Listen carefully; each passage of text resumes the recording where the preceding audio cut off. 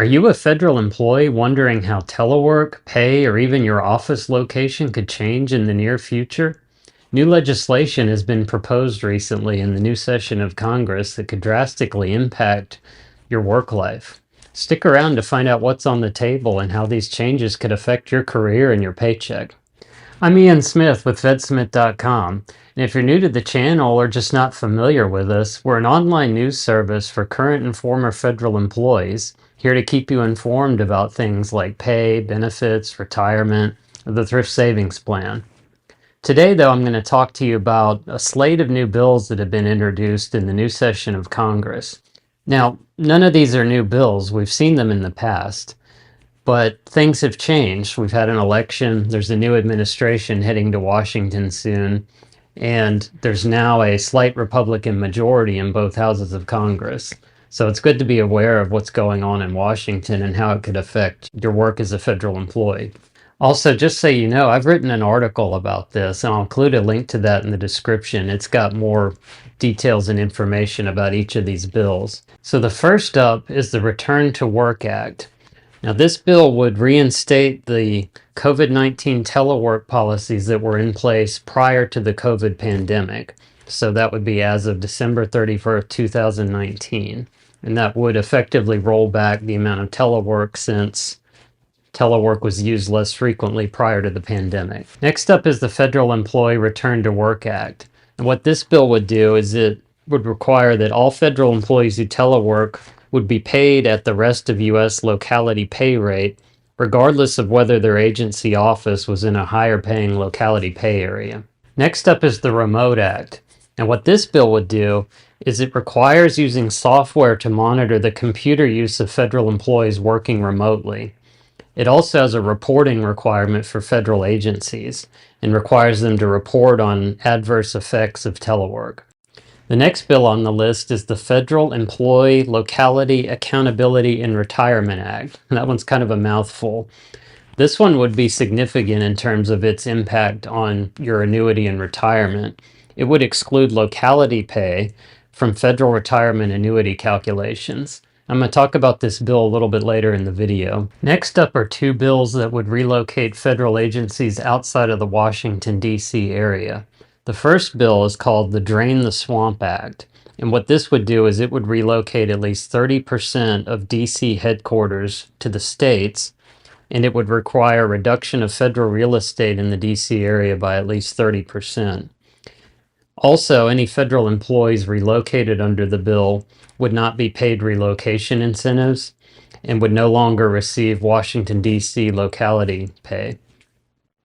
The second of the two bills is the Swamp Act, and it would relocate non-security federal headquarters outside of Washington, D.C. and across the states through a bidding process where the states and municipalities could compete for the relocation of the federal agency's headquarters to their state. And lastly, there's a group of bills called the DOGE Acts. And these are bills that are designed to facilitate the efforts of Elon Musk and Vivek Ramaswamy in their effort through the Department of Government Efficiency to enact spending cuts and reduce regulations. And three of these bills specifically have an impact on federal employees. The first one is called the Federal Freeze Act, and this would freeze federal pay increases for 1 year, as well as cap the federal workforce size over a period of 3 years. The second one is called the Commission to Relocate the Federal Bureaucracy Act, and this creates a commission to study relocating non-security federal agencies outside of Washington, D.C. And then the last bill I wanted to mention under the DOGE Acts is called the Federal Employee Performance and Accountability Act. And what this would do is set up a pay-for-performance system that would use a tiered salary increase structure. I wanted to focus more closely on one of these bills in particular because of the potential it has to impact federal employees' retirement annuities. That's the Federal Employee Locality Accountability and Retirement Act that was reintroduced recently by Senator Cassidy from Louisiana. Sorry, I have to say the name of that bill slowly because it's a mouthful. It has the potential, as I said, to have a significant financial impact in retirement because it excludes locality pay from retirement calculations. How significant? Let's take a look. As a federal employee, your retirement annuity is based on what is called your high three, which is the highest 3 years of your average salary during 3 consecutive years of federal service. According to the Office of Personnel Management, your high three average pay is the highest average basic pay you earn during any 3 consecutive years of service. These 3 years are usually your final 3 years of service, but can be an earlier period if your basic pay was higher during that period. Your basic pay is the basic salary you earn for your position. It includes increases to your salary for which retirement deductions are withheld, such as shift rates. It does not include payments for overtime, bonuses, etc. Here's the key, though, with respect to this legislation. Your high three calculation includes locality pay, so if was excluded, it would result in lower annuity payments in retirement. How much lower? Here's an example. I've assumed in these figures that Senator Cassidy's bill is using the general schedule-based pay table and excluding all locality payments, even the rest of U.S. locality.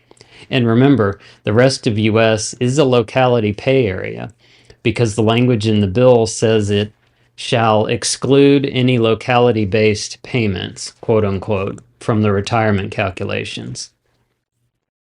So with this caveat, these are the 2025 annual salaries for a GS-10 Step 7 position in the rest of U.S., Washington, D.C., and San Jose, San Francisco, California locality pay areas.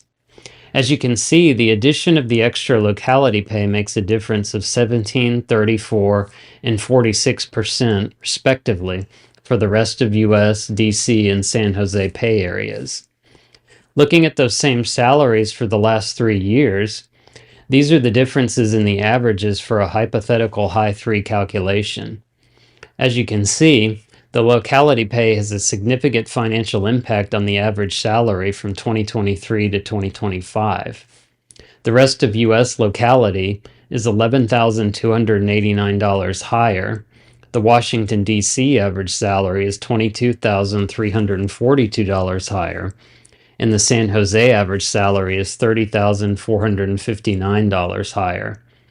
According to Senator Cassidy, approximately 1.2 million federal retirees under the Federal Employees Retirement System are currently receiving monthly annuity payments that average $2,126 per month.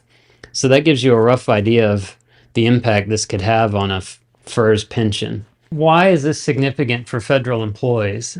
Because we've seen these bills before, as I mentioned. Well, we have a new administration heading to Washington, the Trump administration.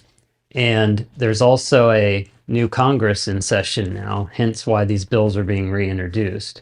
And there is a slight Republican majority in both houses of Congress, and obviously a Republican president.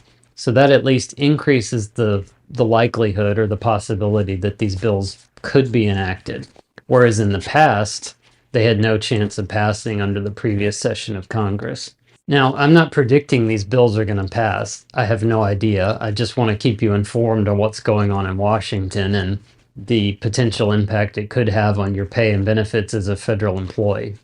It's worth noting, certainly, that enacting changes like this won't be easy. I mean, as the saying goes, it takes an act of Congress. And in the case of passing new laws like this, that's literally the case. It's got to go through committees and then go before the House and Senate for a full vote and go through the entire process and be signed into law by the president. So it's not an easy process by any means. And then with respect to cutting regulations, as the Department of Government Efficiency, DOGE, that Elon Musk and Vivek Ramaswamy are chairing, that's not an easy process either. There's a specific process that agencies must follow before any regulations can be rescinded.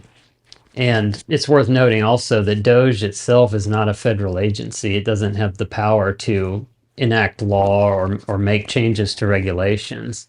It's just going to review things that it thinks might make good candidates for cutting and then refer them to the president or Congress for consideration. Among all of these proposals, Telework would actually be the easiest one to target because changes to it can be made without enacting legislation. It's a complex process, though, because of collective bargaining agreements with federal employee unions. I won't get into the details of that now, but I'll include some links in the description to another video we've done that describes it more, as well as an article on the subject. Ultimately, 2025 is shaping up to be a pivotal year for federal employees. So please be sure to subscribe to the channel and also follow the fedsmith.com website for more updates. Happy New Year, everyone.